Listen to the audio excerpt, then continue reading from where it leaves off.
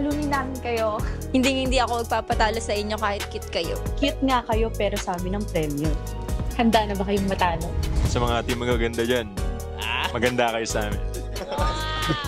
Galingan nila kasi syempre hindi namin papatalo so we're kings eh. At saka wala sa vocabulary namin ang matalo ngayong gabi. Maganda kayo pero gwapo din naman kami siguro. Abangan kami dito lang sa Family Feud!